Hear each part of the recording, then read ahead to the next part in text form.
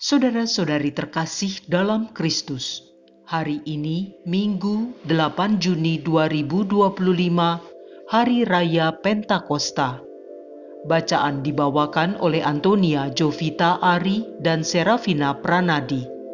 Mazmur dilantunkan oleh Lydia Hanafi dan renungan ditulis oleh Maria Monica. Selamat menekuni Sabda Allah. Mari berziarah dalam pengharapan untuk dunia yang lebih baik.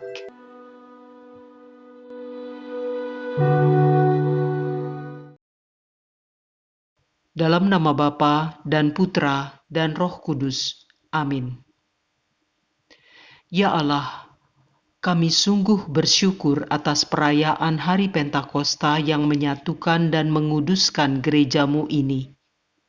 Semoga karunia-karunia Roh Kudus yang tercurah bagi kami dan seluruh bumi memperbarui semangat dan keberanian kami untuk melaksanakan rencanamu yang agung bagi seluruh ciptaanmu. Dengan pengantaraan Kristus, Tuhan dan Penyelamat kami. Amin. Bacaan dari Kisah Para Rasul, bab 2, ayat 1-11. Ketika tiba hari Pentakosta, semua orang yang percaya akan Yesus berkumpul di satu tempat. Tiba-tiba turunlah dari langit suatu bunyi seperti tiupan angin keras yang memenuhi seluruh rumah di mana mereka duduk. Lalu tampaklah kepada mereka lidah-lidah seperti nyala api bertebaran dan hinggap pada mereka masing-masing. Maka penuhlah mereka dengan Roh Kudus. Lalu mereka mulai berkata-kata dalam bahasa-bahasa lain seperti yang diilhamkan oleh Roh itu kepada mereka untuk dikatakan. Waktu itu di Yerusalem berkumpul orang-orang Yahudi yang saleh dari segala bangsa di bawah kolong langit. Ketika turun bunyi itu, berkerumunlah orang banyak. Mereka bingung karena masing-masing mendengar rasul-rasul itu berbicara dalam bahasa mereka. Mereka semua tercengang-cengang dan heran, lalu berkata, "Bukankah semua yang berbicara itu orang Galilea? Bagaimana mungkin kita masing-masing mendengar mereka berbicara dalam bahasa kita sendiri, yaitu bahasa yang kita pakai di negeri asal kita? Kita orang Parsia, Media, Elam. Kita penduduk Mesopotamia, Yudea dan Kapadokia, Pontus dan Asia, Frigia dan Pamfilia, Mesir dan daerah-daerah Libya yang berdekatan dengan Kirene. Pendatang-pendatang dari Roma, baik orang Yahudi maupun penganut agama Yahudi, orang Kreta dan orang Arab. Kita semua mendengar mereka berbicara dalam bahasa kita sendiri tentang perbuatan-perbuatan besar yang dilakukan oleh Allah." Demikianlah sabda Tuhan.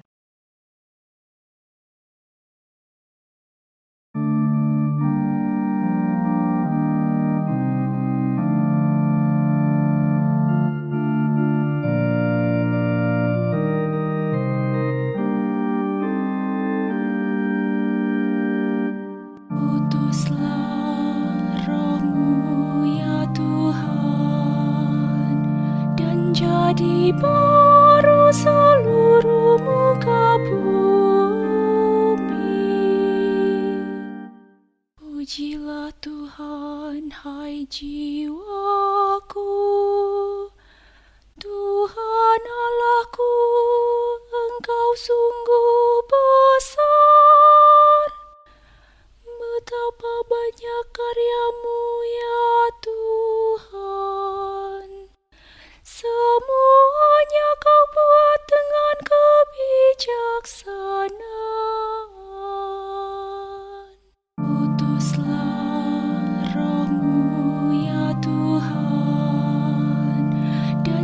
menjadi baru seluruh muka bumi. Apabila Engkau mengambil roh mereka, matilah mereka dan kembali menjadi debu. Apabila Engkau mengirim roh-Mu, mereka pun tercipta kembali. Dan Engkau membarui muka bumi. Utuslah roh-Mu ya Tuhan, dan jadi baru seluruh muka bumi. Biarlah kemuliaan Tuhan tetap untuk selama-lamanya. Biarlah Tuhan bersukacita atas semua yang diciptakannya. Biarlah renunganku berkenan kepadanya. Aku hendak bersukacita karena Tuhan. Utuslah roh-Mu ya Tuhan, dan jadi baru seluruh muka bumi.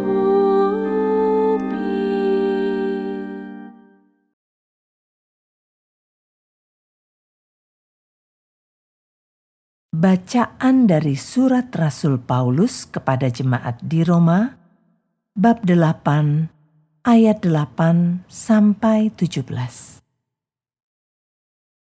Saudara-saudara, mereka yang hidup dalam daging tidak mungkin berkenan kepada Allah. Tetapi kamu tidak hidup dalam daging, melainkan dalam roh, kalau roh Allah memang tinggal di dalam dirimu. Tetapi jika orang tidak memiliki roh Kristus, maka ia bukanlah milik Kristus. Tetapi jika Kristus ada di dalam dirimu, maka tubuhmu memang mati karena dosa, tetapi rohmu hidup karena kebenaran. Dan jika roh Allah yang telah membangkitkan Yesus dari antara orang mati diam di dalam dirimu, maka Ia yang telah membangkitkan Kristus Yesus dari antara orang mati akan menghidupkan juga tubuhmu yang fana oleh rohnya yang diam dalam dirimu. Jadi saudara-saudara, kita ini orang berhutang, tetapi bukan kepada daging, sehingga hidup menurut daging. Sebab, jika kamu hidup menurut daging, kamu akan mati. Tetapi jika oleh roh kamu mematikan perbuatan-perbuatan tubuhmu, maka kamu akan hidup. Semua orang yang dipimpin roh Allah adalah anak Allah. Sebab kamu menerima bukan roh perbudakan yang membuat kamu menjadi takut lagi, melainkan roh yang menjadikan kamu anak Allah. Oleh roh itu kita berseru, Aba, ya Bapa. Roh itu memberi kesaksian bersama-sama roh kita bahwa kita ini anak Allah. Dan kalau kita ini anak, berarti juga ahli waris, yakni ahli waris Allah, sama seperti Kristus. Artinya, kita berhak menerima janji-janji Allah seperti Kristus.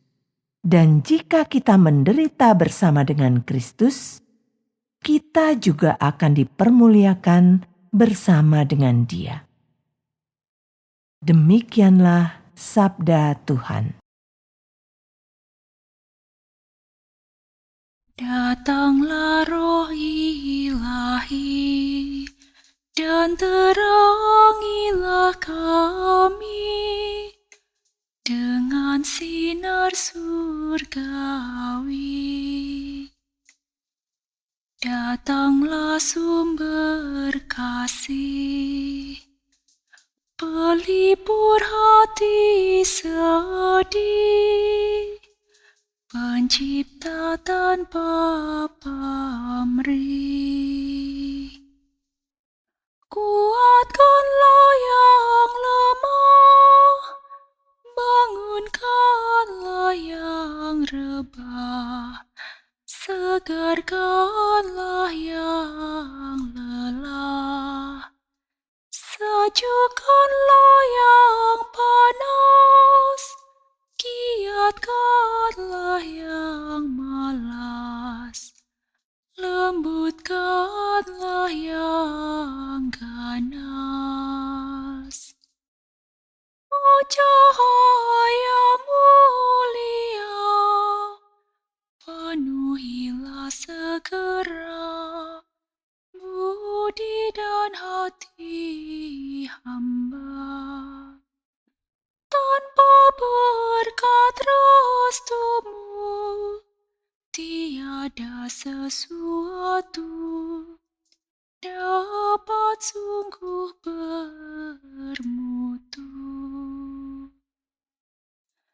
Yang kotor bersihkanlah, yang kering siramilah, yang luka sembuhkanlah, yang kaku haluskanlah, yang beku luluhkanlah, yang sesat pulangkanlah. Kami umat-Mu ini mohon dikurniai sabda rahmat Roh Suci. Kami mohon berkat-Mu agar setia padamu dan bahagia selalu.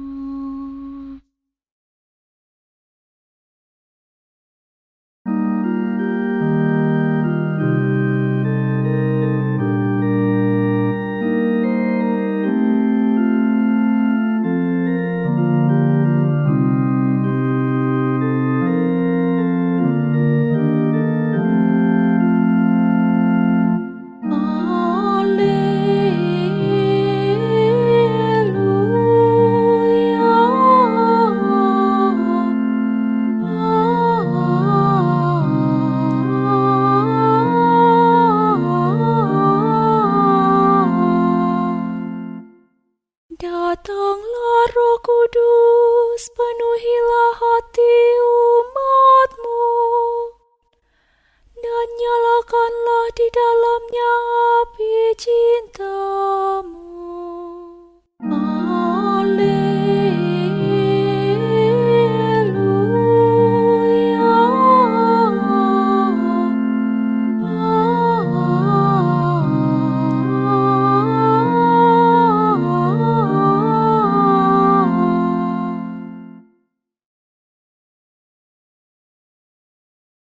Inilah Injil suci menurut Yohanes bab 14 ayat 15 sampai dengan 16, dilanjutkan ayat 23b sampai dengan ayat 26. Pada perjamuan malam terakhir, Yesus berkata kepada murid-muridnya, "Jikalau kamu mengasihi Aku, kamu akan menuruti segala perintahku. Aku akan minta kepada Bapa, dan Ia akan memberikan kepadamu seorang penolong yang lain, supaya Ia menyertai kamu selama-lamanya. Jika seorang mengasihi Aku, Bapa-Ku akan mengasihi dia, dan kami akan datang kepadanya dan diam bersama-sama dengan dia. Barang siapa tidak mengasihi Aku, ia tidak menuruti firman-Ku. Dan firman yang kamu dengar itu bukanlah daripadaku, melainkan dari Bapa yang mengutus aku. Semuanya itu kukatakan kepadamu, selagi aku berada bersama-sama dengan kamu. Tetapi penghibur, yaitu Roh Kudus, yang akan diutus oleh Bapa dalam namaku, Dialah yang akan mengajarkan segala sesuatu kepadamu dan akan mengingatkan kamu akan semua yang telah kukatakan kepadamu. Demikianlah sabda Tuhan.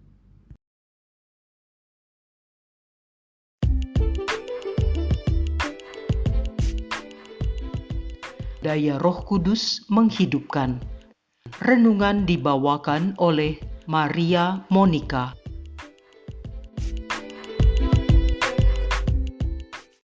Dalam Kamus Besar Bahasa Indonesia KBBI, arti kata berani adalah tidak takut atau gentar, mempunyai hati yang mantap dan rasa percaya diri yang besar dalam menghadapi bahaya, kesulitan, dan sebagainya. Lalu apakah seorang pemberani tidak punya rasa takut? Rasanya tidak juga. Seorang teman pernah bercerita saat ia pertama kali hamil menjelang bulan ke-6, rasa takut melahirkan secara natural kerap muncul begitu saja. Tapi ia tidak mau terperangkap oleh perasaan itu dan mencari tahu cara melahirkan secara alamiah dengan mengikuti kursus senam hamil. Ia merasa sangat terbantu oleh informasi yang diberikan oleh instruktur tentang cara melahirkan alamiah itu. Baginya, informasi tersebut menambah percaya dirinya untuk menghadapi saat melahirkan. Ini adalah hal yang biasa, dan jika semuanya berada dalam situasi normal, seharusnya setiap perempuan bisa melahirkan secara alamiah. Syaratnya satu, fokuslah untuk bernafas secara teratur. Jika muncul rasa sakit, tetaplah fokus pada hirup udara dari hidung dan keluarkan melalui mulut.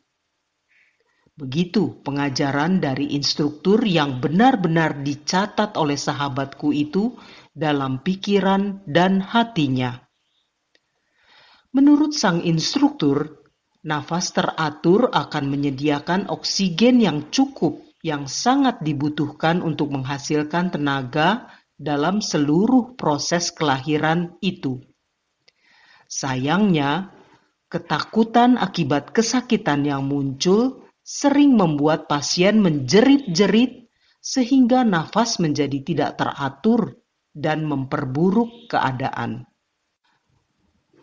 Ibu, bapak, kaum muda, rekan seperjalanan yang dikasihi Tuhan, hari ini kita merayakan Hari Raya Pentakosta yang dari bacaan pertama kita dengar begitu sensasional. Ada suara gemuruh, terlihat lidah-lidah seperti nyala api, lalu perkataan para rasul bisa ditangkap oleh para pendengar yang berasal dari macam-macam suku bangsa. Dan setelah itu, ini yang sangat mencengangkan. Para rasul yang dahulu serba ketakutan, berkumpul dan berdoa dalam ruang tertutup rapat, kini berani mewartakan perbuatan besar Allah secara terbuka. Ya, mereka menjadi berani. Dalam Injil hari ini, Yesus pada perjamuan malam terakhir telah berpesan akan meminta kepada Bapa seorang penolong yang akan menyertai kita selama-lamanya. Jaminan itu bukan tanpa usaha dari pihak kita. Kita harus menuruti firman-Nya.